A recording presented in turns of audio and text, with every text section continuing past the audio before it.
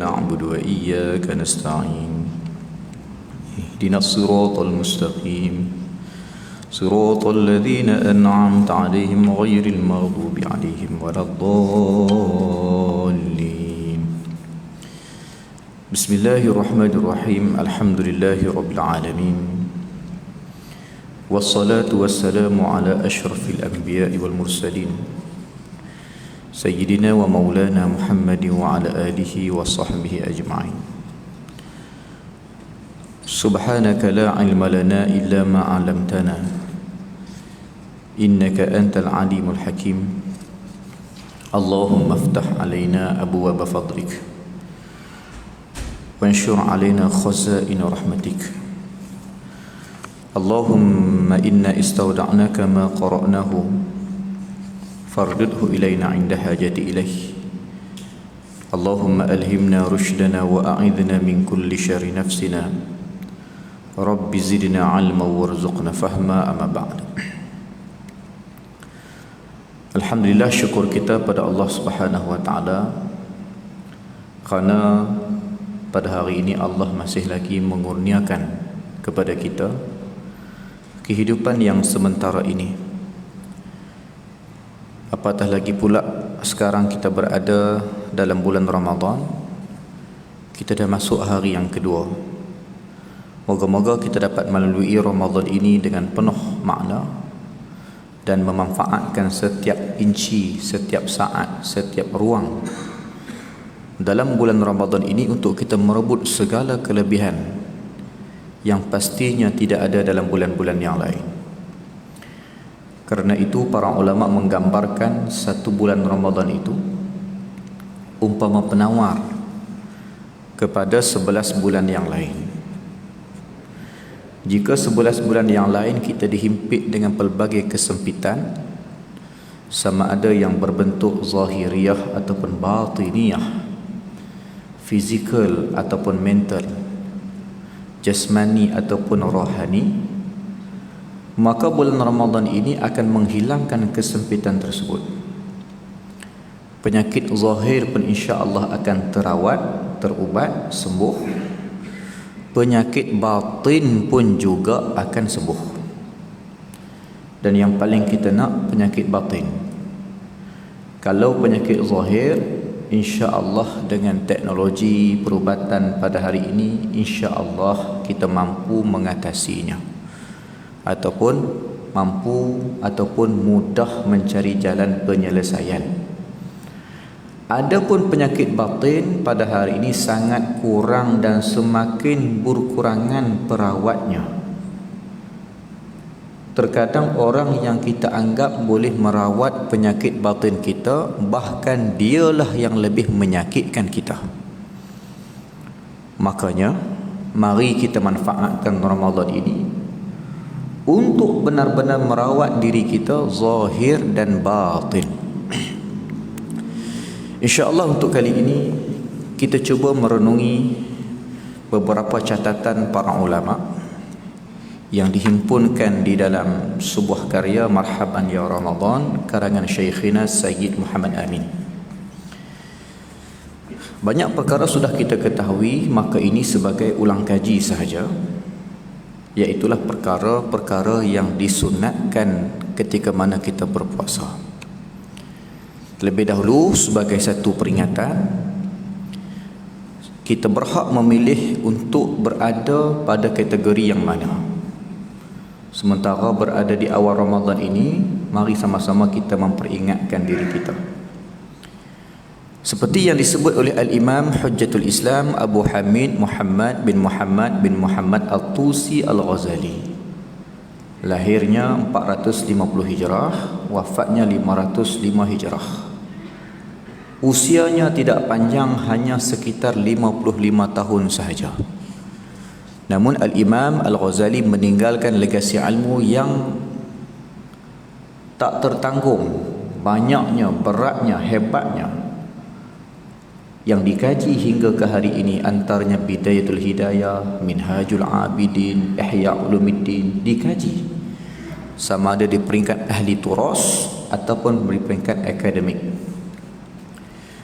Antara yang disebut oleh Al-Imam puasa itu ada 3 tingkatan. Seperti yang kita dah maklum, yang pertama puasa orang awam. Puasa orang awam ini iaitulah berpuasa dengan tidak makan dan tidak minum dan tidak melakukan perkara-perkara yang membatalkan puasa.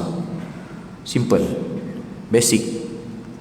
Tak makan, tak minum dan tidak melakukan apa-apa perkara yang membatalkan puasa. Masalah korek hidung ke, ya, memasukkan sesuatu ke dalam rongga yang terbuka, sama ada kemaluan, ubur, hidung, telinga dan sebagainya. Itu puasa orang awam, basic. Kita boleh pilih kalau kita nak berada di situ. Agak rugi kita kalau kita tak naik ke tingkat yang lebih atas, kerana kelebihannya bahkan pemandangannya lebih luas dan lebih jauh, iaitulah puasa khawas, puasa orang yang khusus. Siapa mereka? Orang yang bukan hanya tak makan, tak minum dan tidak melakukan perkara yang membatalkan puasa. Bukan sekadar itu, bahkan dia tidak melakukan perkara yang membatalkan pahala puasa. Kita kena faham, ada 2. Yang pertama, perkara yang membatalkan puasa, itu kita jelas. Yang kedua, perkara yang membatalkan pahala puasa, seperti mana matanya yang menjamu maksiat, telinganya yang menadah maksiat, mulutnya yang melontarkan maksiat, tangan dan kakinya yang mengerjakan dan melangkah kepada maksiat. Maka bulan Ramadan ini, kalau selalu mata suka melihat cerita-cerita, filem-filem yang tidak berfaedah, Ramadan ni dia cuba kawal. Telinganya kalau selalu mendengar ucapan-ucapan, dendangan-dendangan yang tidak berfaedah, maka Ramadan ini dia berpuasa. Bukan maksud kata Ramadan je puasa. Jadikan Ramadan sebagai turning point, detik permulaan kepada bulan-bulan ataupun hari-hari kita yang seterusnya sampai kita mati. Kalau Ramadan ini tangannya banyak melakukan, menulis perkara-perkara yang menimbulkan permusuhan, perbalahan, persekitaran, fitnah, sangkaan buruk, maka Ramadan ini dia mulakan untuk tidak melakukan demikian lagi. Kalau biasanya kakinya digunakan untuk berjalan ke tempat-tempat yang boleh menjadi sebagai kashful aurah, terbukanya aurat, dilihatnya peha orang, dilihatnya pusat orang, dilihatnya rambut orang yang bukan mahramnya, maka Ramadan inilah masanya memulakan detik permulaan yang baik. Ya. Itu yang kedua. Adapun tingkatan yang ketiga disebut sebagai khususnya yang khusus. Makna daripada ramai-ramai tadi dipilih, selected, orang yang terpilih diasingkan, orang yang khusus. Dan dari kalangan orang yang khusus ini pun dipilih lagi mana yang lebih khusus. Siapa mereka? Iaitulah puasa para nabi dan para awliya, para wali. Moga-moga kita juga dapat mencapai puasa para wali, yang mana bukan hanya tidak makan dan minum dan tidak melakukan perkara yang membatalkan puasa, dan tidak hanya melakukan perkara yang membatalkan pahala puasa, bahkan dia memanfaatkan setiap inci, saat dan ruang dalam Ramadan itu untuk mencapai ketinggian kedudukan di sisi Allah Subhanahu wa taala. Maka banyaklah kalau kita lihat di sana, antaranya di sini disebut berkenaan dengan tertib perkara-perkara sunnah yang boleh kita lakukan untuk mencapai kedudukan tersebut. Qala Syekhu Muallifu Hafizahullah, berkata pengarang, yang pertama menyegerakan berbuka puasa. Yang ni kita maklum, tak payah hurai lebih-lebih, sebab kita semua kalau boleh nak segera buka puasa sampai terawal pula. Pernah berlaku sekali tahun lepas kan, buka puasa terawal, Tok Imam, Tok Bilal silat azan. Tapi kemarin berlaku pula di Tawau Sabah, penyampai radio memutarkan laungan azan 4 minit lebih awal. Habis satu tawar kena puasa lagi. Kena qada lagi. Sebab bergantung waktu berbuka puasa dengan azan. Sebab tu kita berbuka puasa bukan dengan azan. Kita berbuka puasa dengan masuknya waktu. Kalau azan belum dilaungkan pun, tapi kalau waktu dah masuk, kita berbuka. Sama juga berpuasa bukanlah dengan laungnya azan. Kita ingat lagi beberapa tahun yang lalu kita pergi ke Pahang. Program lah beberapa hari Ramadan lah. Malamnya tarawih, besoknya qiyam. Besoknya qiyam mulai macam biasa. Habis lebih kurang 45 minit, 1 jam nak subuh dah berhenti untuk bersahur. Nak jadikan cerita, tukang masak sahurnya terjaga lewat jaga, maka selambatlah siap. Dia hantar makanan tu lagi 10 minit nak azan. Orang dah gosok gigi, kita baru dah cedok nasi. Sudah. Yang bestnya tengah-tengah duk makan, tutup bilai mai. Dia kata apa? Dia kata, tak apa ustaz, makan. Semua jemaah makan. Saya azan lambat sikit hari ni. La haula wala quwata illa billah. Kita duk kata dalam hati dia, tu fikir, Tok Bilal ni melawak ke betul-betul? Cara bercakap macam betul-betul, tapi takkanlah betul-betul kot. Tapi tuan-tuan, memang ada orang yang fahamannya macam tu. Dia faham sahur ni bermula dengan azannya subuh, bukan masuknya subuh. Dia boleh kata, makan, tak apa, suruh makan, jangan kelang kabut. Saya azan lambat sikit hari ni. La ilaha illallah. Boleh pula dia buat satu pakatan dengan Tok Bilal. Tak boleh. Kita berpuasa dengan masuknya waktu fajar, waktu subuh, dan kita berbuka dengan masuknya waktu maghrib. Kemarin dekat Tawau dia tersilap, dia mainkan laungan azan 4 minit lebih awal. Baik. Dalam masalah berbuka puasa ini kita dah maklum, cuma mungkin boleh sedikit tambahan. Seperti disebut dalam Kitabul Adab, juga dalam kitab Misbahud Duja, mensyarahkan Safinatun Najah karangan Ustaz Muhadir, diambil hikmah ataupun fawaid daripada para ulama. Antaranya disebut perkara yang kita berbuka ni, seeloknya kita berbuka, sepatutnya kita berbuka dengan rotok. Rotok tu apa? Kurma. Busrun pun kurma, tamar pun kurma, tapi tak sama. Kurma tapi tak sama. Tak sama macam mana? Afdalnya mula-mula kita buka dengan rutab. Rutab ni apa? Sejenis kurma muda. Carilah, sekarang banyak kan kat kedai-kedai kurma, cari kurma muda. Tak ada kurma muda, baru cari busrun. Busrun tu apa? Kurma yang dah matang tapi belum kering.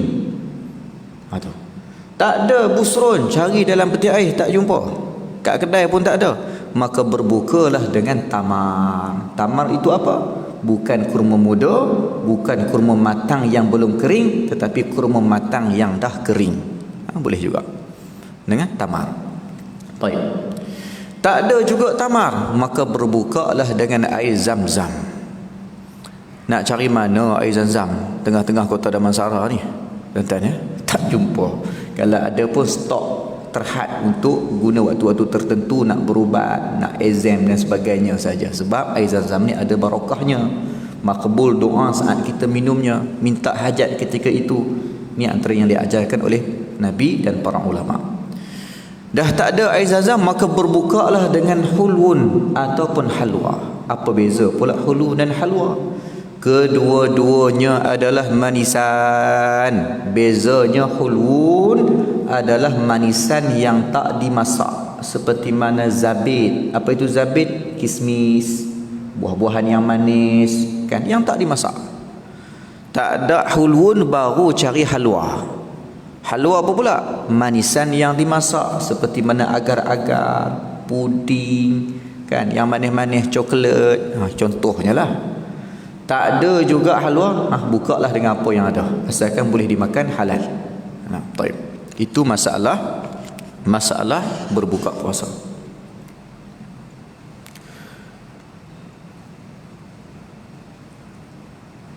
Baik, kita terus kepada makan sahur. Ada orang yang beranggapan makan sahur tidak penting sebab tak lalu nak makan pagi. Sepatutnya kita kena usaha untuk makan juga sahur, sebab makan sahur ini membezakan di antara puasa kita dengan puasa Nasrani dan Yahudi. Ahli kitab juga berpuasa, tetapi puasa mereka tanpa sahur. Adapun puasa kita dengan bersahur. Ya. Mungkin boleh kita ambil sedikit faedah perbezaan di antara sahur dengan suhur. Ni sikitlah. Orang kata sahur dengan suhur dua benda yang berbeza. Sahur, suhur. Yang pertama, sahur itu ialah makanan yang dimakan. Itu sahur. Sebab itu dipanggil bersahur. Bersahur di waktu suhur. Kadang orang sebut kan, bersahur di waktu suhur. Ramai orang bersahur, tapi ramai juga yang tak bersuhur. Macam mana? Sahur adalah makan yang dimakan untuk sahur lah. Adapun suhur adalah waktu yang kita makan, yakni sebelum subuh. Dia sepertiga malam.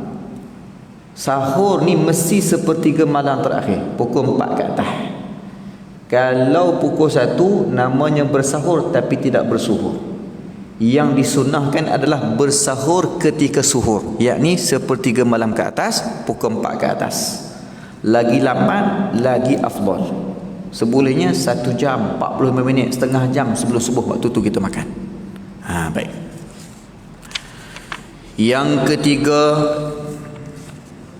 memberi makan orang yang berpuasa meskipun hanya sebiji kurma, dan lebih utama adalah jika sampai kenyang. Kalau boleh jamu orang makan sampai kenyang. Tak mampu sebiji kurma. Kalau kita pergi ke Haramain, ya, rezeki pergi ke Haramain, nak masuk khususnya di Madinah. Di Madinah kita nak masuk masjid itu, anak-anak kecil ni akan tarik tangan kita untuk duduk di hamparan keluarga mereka. Ayah dia beliau pergi masjid, dia bawa siap-siap kurma, bawa siap-siap laban, bawa siap-siap khubus. Laban susu masak, susu beku tu. Lepas tu khubus, roti, hampar dekat saprah tu dalam masjid. Ni keluarga dia, ya, sebahagian begitu, sebahagian lagi jemaah lah. Maka anak-anak disuruh tarik duduk dalam hamparan-hamparan yang ada. Memang begitulah tradisi orang Madinah dari dulu sampai hari ini. Ditarik tangan-tangan ibu-ibu, ayah-ayah, yang perempuan-perempuan, yang laki-laki, abang-abang, ya, pakcik-pakcik ini untuk duduk di atas hamparan, di dekat hamparan tempat berbuka puasa. Mungkin boleh kita buat di sini, anak-anak dilatih begitu. Tak salah kalau kita contoh perkara yang baik. Sepenuh Ramadan ni anak-anak tugas korang adalah layan tetamu. Tarik pakcik-pakcik duduk tempat nak berbuka puasa. Ini pakcik-pakcik pula yang tarik anak-anak, layan anak-anak. Boleh juga, tapi apa salahnya kalau kita didik anak-anak yang entertain orang tua-tua. Itu mengajarkan kepada mereka adab, beradab, menghormati orang tua-tua. Ni orang tua-tua pula kena hormat budak-budak, ya. Baik. Jadi bagi makan, antaranya sabda Nabi SAW, man fattara sa'iman kana lahu 'itqun raqabatin wa maghfiratun lidhunubihi. Barang siapa yang memberi makan atau minum kepada orang yang akan berbuka puasa, maka dia mendapat pahala sebagaimana pahala orang yang membebaskan budak dan sebagai penghapus bagi dosa-dosanya. Wa qala Rasulullah sallallahu alaihi wasallam, wa man ashba'a sa'iman kana lahu maghfiratun lidhunubihi wa saqahu Allah min haudi syarbatan, masyaallah, la yazma'u hatta yadkhulal jannah wa kana lahu mithlu ajrihi min ghairi an yanqusa min ajrihi syai'a, rawahu Baihaqi. Barang siapa yang memberi makan kepada orang yang berpuasa sampai kenyang, ya, maka amalan tersebut akan menjadi penghapus atas dosa-dosanya. Senang, bagi orang makan, dosa kita terampun.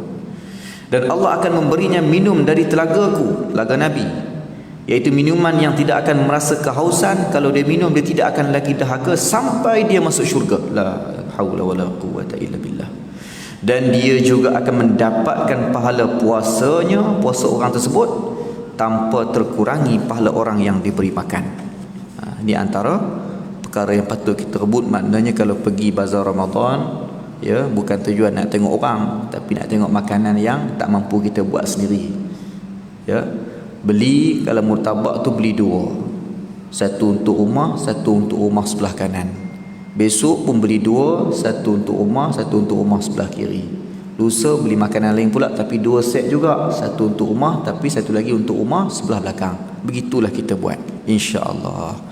Kita nak buat mungkin kita tak mampu, kita beli je bagi anak kita yang hantar. Bagi anak kita yang hantar, melatih anak untuk menjadi seorang yang pemurah. Ada seorang ni, anak dia ni sangat kedekut, tuan-tuan. Biasalah budak-budak kedekut. Mainan dia jangan orang pegang. Jangankan nak main, pegang pun tak boleh. Maka apa cara dia nak buat? Bila dia lihat keadaan Nabi dan para sahabat, para ulama mendidik anak, dia pun tiru. Latih anak menderma. Pergi Jumaat, bagi duit, seorang RM1, seorang RM10, masuk dalam tabung masjid. Jumpa orang, sedekah makanan, suruh sedekah. Bukan yang anak dia punya, yang dia punya. Yang dia punya dia bagi anak dia, minta tolong kasih saja ke orang. Lama kelamaan anaknya memiliki sifat pemberi. Nah, suka berkongsi apa yang dia ada. Itu antara kaedah mendidik anak cucu kita. Yang keempat, mandi dari janabah sebelum fajar. Bagi orang yang berjanabah, boleh je nak mandi pukul 12 tengah hari. Nak mandi pukul 6 petang pun boleh. Nak mandi lepas berbuka puasa pun boleh. Tetapi sunat mandi sebelum fajar supaya mengharuskan kita, membolehkan kita solat subuh, zuhur, asar, maghrib, isyak. Ni cerita ni, orang ni dia berjunub malam hari, kan, terpengsan ataupun tertidur sampai sedar-sedar dah nak buka puasa dah. Macam mana ni? Berpuasa seharian dalam keadaan berjunub, adakah sah? Jawabnya sah. Syarat sah puasa bukanlah mesti suci daripada hadas kecil dan hadas besar. Sebab tu ada fahaman kita dengar, tuan-tuan. Ada fahaman. Bukan terbit daripada budak-budak, terbit dari mulut orang tua. Dulu dengar orang buat lawak je, tapi bila jadi kat kita sendiri, kita dengar dengan telinga kita sendiri, ya Allah, ada fahaman macam tu. Fahaman apa, tuan-tuan? Fahaman dia beranggapan bila puasa tak boleh kentut, tak boleh buang angin, batal, kena tahan. La haula wala quwata illa billah. Biru muka, tuan-tuan, ya, tahan angin ni. Jadi boleh. Hatta berjunub pun boleh sah puasa. Ya. Ada orang kata saya tak puasa ustaz sebab lupa nak mandi wajib tadi. Boleh puasa, sah, bahkan kena puasa. Sebab syarat sah puasa bukanlah kena suci daripada hadas kecil dan hadas besar. Sama juga masalah niat. Sebab tu imam kita lazim di tanah Melayu ni, di tanah Melayu lazimnya tu imam habis sembahyang witir, dia pun wirid ya latifu ya kafi semua, selesai habis doa taqabbalallahu minna wa minkum, akhir sekali dia akan sebut, dia letak mikrofon dekat mulutnya seolah-olah sengaja nak membesarkan suaranya lagi, nak menguatkan lagi. Dia akan kata nawaitu sawma qadin an adai fardhi syahr ramadan hadhihi sanati lillahi ta'ala. Bukan nak kata tu imam tu pandai cakap Arab, bukan nak kata tu imam tu pandai niat, tak. Dia nak memperingatkan jemaah supaya jangan lupa niat. Dalam konteks kita di tanah Melayu ini, majoritinya mazhab Syafi'i mewajibkan kita mesti berniat. Innamal a'malu binniyah difahami dengan innama yasihul a'malu binniyah. Sah amal itu dengan niat, tak niat tak sah. Maka sebab itulah pada malam 2 hari lepas kita berniat juga bertaklid dengan mazhab Maliki. Kalau-kalaulah ada hari yang kita terlupa niat, maka puasa kita tetap sah. Sebab kita dah niat untuk sebulan. Nawaitu sauma syahri. No? Baik. Kalau kita terlupa niat dan kita tak niat sebulan, maka besok hari apakah kita sah puasa? Jawabnya tidak sah puasa. Oh, kalau begitu boleh makan. Sebab ada orang bagi alasan kata, tak maaf saya tak puasa sebab saya lupa niat. Jawabnya tetap tak boleh makan. Wajib atasnya imsak. Dia tak panggil puasa, dia panggil imsak, menahan diri tak makan, tak minum. Letih, rugi. Dah tak boleh makan, tak boleh minum, puasa pun tak sah, maka baik kita niat. Dan ada fahaman pada hari ini panggil fahaman mudah. Fahaman bukan fahaman mudah, fahaman bermudah-mudah. Dia kata Islam tu kan mudah. Jadi buat apa nak bangun pagi nawaitu sawmakhudin an adai? Itu sunat lafaz, niat yang wajibnya di hati. Aku nak puasa esok hari, puasa Ramadan kerana Allah Ta'ala, selesai. Hati. Tak sampai 2 saat selesai dah. Tapi dia kata itu pun susah. Buat apa niat-niat macam tu? Kita bangun pagi, sahur tu dah kira niat dah. Ni ada. Sebab tu awal-awal tadi kita sebut hari ini kadang-kadang kita mencari seorang guru untuk memberi penawar batin, yakni menghilangkan kejahilan kita. Kadang-kadang guru itu sendiri yang menjahilkan kita.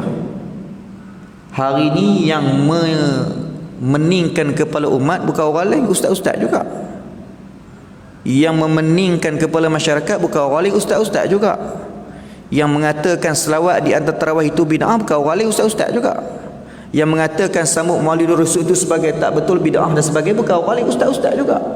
Memeningkan kepala masyarakat. Maka dia kata buat apa nak niat? Bangun sahur itu dah dikira niat. Ya. Memang ada ulama kata kira acil lah, kalau dah terlupa betul-betul kira acil lah tu. Tapi kalau betul-betul lagi kita ingat, kita kena niat. Sebab sahur itu bukan kita niat puasa, sahur itu kita bangun nak makan. Kita bangun nak makan. Sama juga dikatakan kita datang ke masjid ini, buat apa nak usolli lagi? Kita datang masjid mestilah kita nak semayang. Jadi terus semayang. Buat apa nak usolli lagi? Buat apa nak niat lagi? Jawabnya, kita datang ke masjid itu dengan azam, bukan dengan niat. Nak keluar rumah tu namanya azam, itu bukan namanya niat. Azam kita nak pergi semayang. Masalah na'uzubillah min zalik, berlaku pelanggaran, meninggal dunia, aksiden, dah tak berdosa sebab dah azam nak pergi semayang. Tapi itu bukan niat. Niat itu qasdu syai'. Dia ada qasad, ada ta'arud, ada ta'yin. Qasad, aku nak buat apa? Sahaja aku semayang. Ta'arud kita, semayang apa? Semayang fardu. Ta'yin, jeniskan lagi, fardu apa? Fardu subuh. Hak rakaatain itu tak ada masalah, tak sebut pun tak apa, sebab ma'ruf subuh 2 rakaat. Kecuali semayang yang diqasarkan, ya, daripada 4 jadi 2, itu kena sebut rakaatain ini ataupun qasran. Baik. Jadi itu maksud niat. Niat ini dipanggil dalam kitab-kitab Jawi disebut diri pekerjaan. Dah masuk dalam pekerjaan dah. Maknanya kalau kita namakan sebagai keluar rumah tu niat, tu dikira semayang dah lah tu. Itu bukan semayang lagi. Semayang nanti bila kita datang berdiri usolli fardhu subhi, itu sunat. Yang wajib dalam hati kita, aku nak semayang fardhu subuh, Allahu akbar. Itu baru niat dalam takbiratul ihram. Baik, itu masalah niat. Minta maaf terpaksa jelaskan sebab mungkin ada segelintir dari kalangan kita yang pening sikit.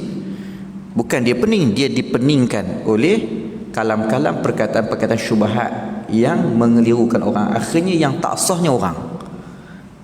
Yang tak sahnya bukan setakat dia seorang tak sah. Kalau ustaz tu seorang tak sah, tak apa. Dia mengajar orang mazhab Syafi'i ini untuk sama-sama tak sah macam dia. Dia kata pegang tangan isteri nak pergi sembahyang tarawih, tak ada masalah, tak batal wuduk. Dia tak apalah, dia mazhab pegang tangan tak batal tu. Kita mazhab Syafi'i sentuh isteri batal. Kan? Tapi kalau tanya dia pun, kita pun tak tahu dia mazhab apa. No? Dia kata dia mazhab Quran dan Sunnah. Tak perlu ikut Syafi'i, Maliki, Hanafi, Hanbali. Percayalah kalau orang yang macam tu, dia lebih alim daripada Imam Malik, lebih alim daripada Imam Syafi'i, lebih alim pada a'immah yang lain.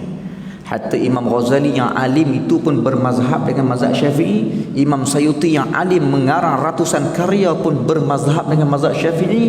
Imam Ibn Hajar Al-Asqalani, Imam Ibn Hajar Al-Haythami, Imam Ramli pun bermazhab dengan mazhab Syafi'i. Mana orang yang tak mau bermazhab, orang itu lebih alim daripada Imam Syafi'i. Baiklah, jadi tak apalah, biarlah kat dia. Kita tak alim, kita ikut mazhab, kita ikut ulama, senang. Baik. Taib, itu yang keempat. Yang kelima, solat sunat tarawih setiap malam sampai akhir Ramadan. Cuma tarawih ni tuan-tuan, kalau boleh azamlah tahun ini kita usaha buat 20 rakaat.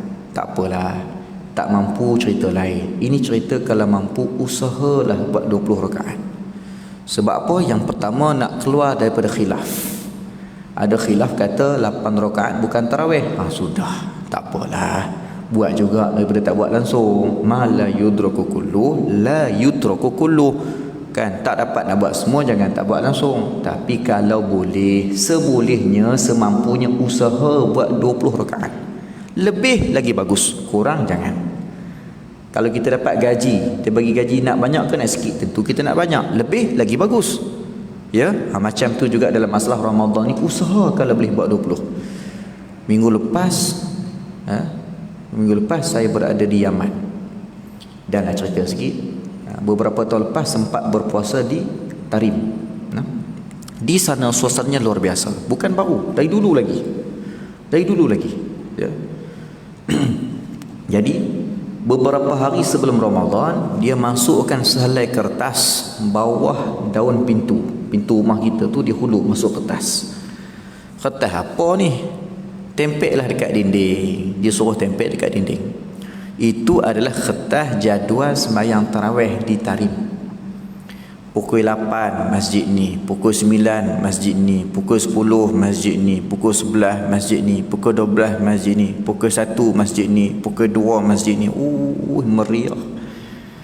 Jadi sembahyang tarawihnya tak panjang. Sebab yang pertama dia baca pendek-pendek, kan? Ada yang baca ayat lazim Allah ke bawah saja. Kita pun tanya ke Tok Imam, awak baca pendek-pendek. Tok Imam tu hafiz Quran, qurra, pakar qiraat.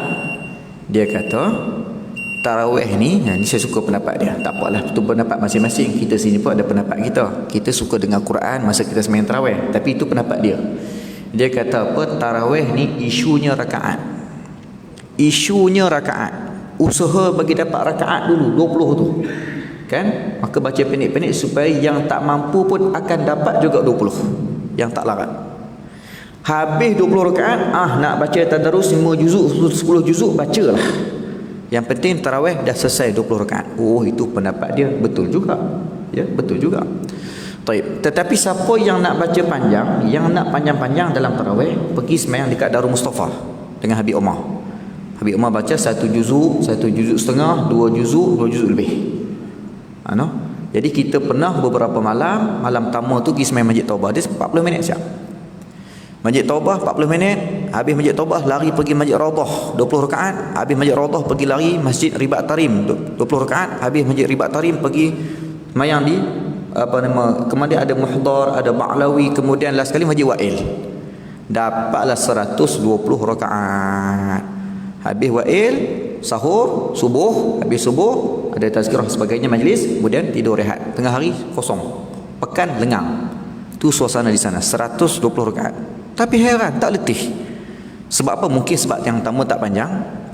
Yang kedua, suasana bi'ahnya, dengan orang tua-tua bertongkat jalan semangat, dia pun semangat, takkan kita tak semangat. Maka itu suasana di Tarim. InsyaAllah kalau ada rezeki, kita buat rombongan Masjid Kota Damansara, pergi ke Tarim, rasa seminggu Ramadan di sana. Allah, luar biasa. Kita sini 8 rakaat pun rasa macam nak cabut lutut dah. Ya, rasa macam tak larat. Bukan tak larat, rasa mengantuk. Bukan mengantuk. Apa bukti tak mengantuk? Selepas tarawih boleh je menyembang, sejam 2 jam tak mengantuk. Masa tarawih tu mengantuk. Ada setengah orang dia kata tarawih ni macam kita naik kereta Pajero ataupun kereta-kereta yang berenjin diesel, ya, yang tak ada turbo ni lah. Kereta enjin diesel ni tuan-tuan, mula-mula nak berjalan atau mula-mula nak laju tu, ya Allah, jenuh enjin tu mengerang, asap belakang tu berkelun hitam mula-mula nak laju. Tapi dan dia mula laju tuan-tuan, bila dia dah laju, macam itulah barangkali tarawih kita. Masa naik 4 rakaat mengantuk, 6 rakaat mengantuk, 8 rakaat mengantuk. Tapi bila naik 12, 16, 20, masa tu dah macam enjin diesel. Dia kena nak lajak lagi. Dah habis dah 20. Dia pula tanya. Moga-moga kita begitu tuan-tuan. Baik, cuba buat insya-Allah. Habis sikit lagi. Yang keenam, melaksanakan solat sunnah witir secara rutin, yakni istiqamah. Kita lajukan. Yang ketujuh, memperbanyakkan membaca Al-Quran dengan tadabbur, yakni merenungi maknanya, mengamal dan mengamalkannya. Salafus salih berkata, la an aqra'a idza zulzilat wal qari'ah atadabbarahuma wa atafahhamahuma ahabba ilayya min an aqra' al-Qur'ana kullah. Kata salafus salih, jika aku hanya membaca surah Al-Zalzalah dan Al-Qari'ah dengan penuh tadabbur dan difahami maknanya, maka hal tersebut lebih aku senangi daripada aku membaca seluruh Al-Quran tanpa tadabbur dan memahami maknanya. Surah Al-Zalzalah, Al-Qari'ah cerita pasal kehidupan yang sementara, cerita pasal hari Yaumul Qiyamah yang akan kita lalui. Ya Allah, itu sudah cukup menakutkan kita berbanding membaca sebuah Quran tapi tak faham. Ini kata salafus soleh. Jadi kita kalau boleh nak baca sebuah Quran dan nak faham juga yang mana boleh kita faham, insya-Allah. Yang ke-8, memperbanyakkan amal soleh seperti zikir. Banyakkan zikir. Lazimnya orang tua-tua kita Ramadan ini mereka akan menghabiskan, saya rasa tak lewat untuk saya sebut sebab kita masih lagi berada di awal Ramadan, iaitulah menghabiskan zikir tahlil la ilaha illallah sebanyak 7 laksa. Apa benda dah 7 laksa ni? Dah lah baru mula puasa. Tak ada sampai tengah hari sebut laksa dah ni. Bukan laksa ikan sekor, laksa Pening tu, laksa Johor bukan. Laksa ni panggilan orang dulu-dulu di pondok-pondok ni, lazim lah lawat bahasa tu. Laksa ni panggilan kepada puluh ribu. Orang dulu ni dia tak panggil puluh ribu, dia panggil laksa, kan? Sama juga dengan leko. Malam 7 leko. Apa benda malam 7 leko? Malam makan keropok leko ke? Bukan. Leko ni orang sekarang tak tahu dah. Tak cuba tanya anak-anak muda gitu. Tanya ibu-ibu ayah kita, orang tahulah. Kita semua tahulah ni anak-anak muda. Tahu dah masuk leko. Leko ni panggilan kepada 20 hingga 29. Orang dulu dia tak panggil 21, 22, 23, tak. Dia kira 1 sampai 10, 11, 17, 18 sebut 18, 19 leko. Dia kata leko. 1 leko, 2 leko, 3 leko, 3 leko 23, 4 leko 24, 5 leko, 6 leko, 7 leko makna 27. Kau orang tua dulu kan bila Ramadan ni hari dia tanya, "Hai, malam ni malam 7 leko ke?" Malam ni baru 6 leko. Oh, 6 leko. Tak apalah. Besoknya pula, malam ni malam 7 leko kan? Malam ni lah malam 7 leko. Terus pagi-pagi dia ajak anak cucunya, kalau kita dulu kecil-kecil, tok wan kita ajak masuk hutan cari buluh. Buat apa? Buat pelita, buat panjut. Cerita je nak panjut. Jamung, buat jamung. Nak cerita tu. Paling tidak pun pelita ayam ataupun goslin lah dulu ni. Pasang goslin servis semua. Malam tu pasang terang-terang. Sebab malam ni malam 7 lekor. Apa maksud malam 27? Dalam mazhab Syafi'i, bergantung dengan pendapat Imam Syafi'i sendiri, malam 7 lekor, malam berlakunya Lailatul Qadar, kebarangkalian yang besar. Probability begitu. Maka malam ni pasang terang-terang, lampu pelita, cahaya semua bagi terang. Isyarat kata apa? Jangan tidur malam ni. Ibadat qiyamul lail. Malam yang lebih baik daripada 1000 bulan. Jangan tidur, rugi. Kalau tidak pun di masjid, terang-terang jalan pasang. Orang sekarang terbalik. Dia buka pelita, buka lampu, pergi terang-terang, lepas tu dia masuk tidur. Tak betul tu. Patutnya bila pasang lampu raya, pasang pelita, pergi qiyamul lail. Itu yang betul, cara orang dulu-dulu. Banyak kita dah merubah cara hidup orang dulu-dulu ni, insya-Allah. Baik. Jadi itu dipanggil leko. Laksa ni 10,000. Zikir 7 laksa, mana zikir 70,000. Apa dia? La ilaha illallah. Cuba tengok orang tua dulu, bila ada kematian, Tok Imam akan kata, dia kata kat Tok Bilal ataupun Tok Siak, cuba pergi kira. Cuba pergi kira perca tu ada berapa? Perca ni apa? Perca kain.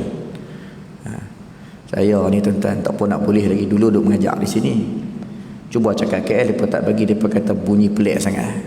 Bukan menikah dengan orang lain pun, nikah dengan orang KL juga. Saya Kedah menikah dengan orang Seksyen 9 ni, Rimba Riang. Anak ajar rahmah. Nikah dengan dia orang KL pun tak boleh cakap KL juga. Panggil apa? Perca lah kan? Perca kain tu. Kira Ustaz ada berapa? Kira-kira ada berapa? Ada 63. Tak cukup lagi 7. Sepatutnya kena ada 70. Tak cukup lagi 7. Jom kita pakat-pakat buat untuk dia. Tolong sambung untuk dia. Apa maksud? Orang dulu bila mereka zikir cukup 1000. La ilaha illallah. La ilaha illallah. Sama ada yang bertarikat ataupun tak bertarikat pun dia zikir je.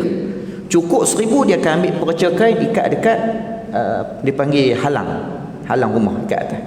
Cukup 1000 ikat satu. Cukup 1000 ikat satu. Dia akan bagi cukup 70,000. Maka bila dikira-kira tak cukup ada 63, tak cukup lagi 7, jom kita tolong buat untuk dia. Pakat meratib la ilaha illallah, bagi cukup 7,000 lagi untuk dia. Sebab menjadi dhamat. Orang dulu-dulu dia tidak akan berangkat, tidak akan rasa selesa untuk berangkat nak menuju kepada Allah, nak mati kalau dia tak selesaikan zikir 70,000. Kita hari ni tak selesa kalau nak mati kalau tak tinggalkan pada anak-anak duit 70,000. Terbalik. Patutnya kita kena fikir yang bekal kita nak mati. Anak-anak kita, diorang hidup, orang pandai-pandai diorang lah cari sendiri. Kan? Ada Tok Jinan Raja sebut, dia kata apa? Kita masa hidup pulun kerja sampai tak sempat sembahyang jemaah, tak sempat nak belajar kuliah sebagainya, sibuk cari duit, buat rumah cantik-cantik. Elok kita mati, bini kita kahwin dengan orang lain, duduk rumah kita buat. Ha, elok. Seronok laki-laki tu. Tuan-tuan, samalah isteri pun, himpun gelang emas penuh tangan-tangan tu. Elok mati, laki kita kahwin bini lain, laki lain, bini tu pula pakai gelang emas kita, pinggan-pinggan dak kita simpan tu. Jadi iktibar kepada kita, janganlah kita sampai terlupa akhirat. Maka Ramadan ni sepatutnya kita usaha menghabiskan zikir 70,000. Usahalah macam mana pun bagi habis 70,000 sebagai bekalan kita nak bertemu Allah Subhanahu Wa Taala. InsyaAllah cukup sekadar itu dulu. Akhir sekali mungkin kita boleh sebut di sini, banyakkan sedekah walaupun sikit ataupun banyak.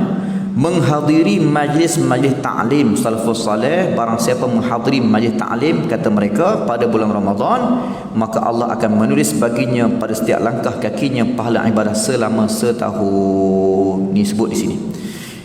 Dan memperbanyakkan iktikaf. InsyaAllah kalau ada masa kita akan sebut pula berkenaan dengan iktikaf, hukum iktikaf, kaedah iktikaf, dan apakah cara untuk menjadikan iktikaf kita berbeza dengan iktikaf yang biasa.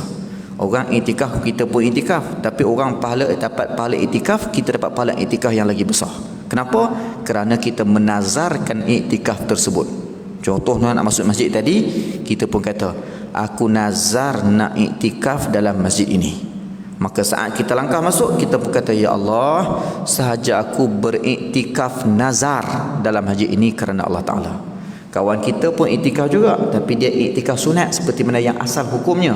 Tapi kita upgrade sikit, kita jadi nazar. Macam kita nak belanja kawan kita makan, hukumnya sunat, tapi kita pergi nazar, aku nazar nak belanja dia orang tu makan lah. Maka boleh. Nazar tak semestinya kena ada hajat saja. Bila ada hajat baru nak nazar. Tak ada hajat pun boleh nazar. Bahkan itu yang sepatutnya. Jadi nak masuk masjid, hukum iktikaf sunat, tapi kita pergi nazar. Bila nazar jadi wajib. Bila wajib kita pun masuk iktikaf nazar, iktikaf wajib, maka ketika itu pahala nazar, pahala iktikaf kita jalannya lebih banyak daripada pahala iktikaf sunat. Sebab amalan wajib pahalanya lagi banyak daripada amalan sunat. Puasa fardu pahalanya lebih besar daripada puasa sunat. Sembahyang fardu pahalanya lebih besar daripada sembahyang sunat. Itulah yang berlaku. Cukup sekadar itu dulu. Wallahu subhanahu wa ta'ala a'lam. InsyaAllah moga-moga yang baik itu dapat kita ambil iktibar dan kita amalkan bersama. Sallallahu Rabbuna ala nuril mubin Ahmad al-Mustafa Sayyidil Mursalin. Sallallahu Rabbuna ala nuril mubin Ahmad al-Mustafa Sayyidil Mursalin wa ala alihi wa sahbihi ajma'in وعلى آله وصحبه أجمعين. بسم الله الرحمن الرحيم. الحمد لله رب العالمين والصلاة والسلام على أشرف المرسلين وعلى آله وصحبه أجمعين. اللهم نسألك ما قرأناه فارد أنت حاجة إليه. Allah simpankanlah, peliharakanlah, ingatkanlah segala ilmu yang kami baca, yang kami dengar, yang kami lihat daripada kebaikan ilmu itu. Fardudhu ilaina, keluarkanlah ilmu itu saat kami hendak menggunakannya. Wassallallahu ala sayyidina Muhammad wa ala alihi wa sahbihi wa sallam. Taqabbalallahu minkum.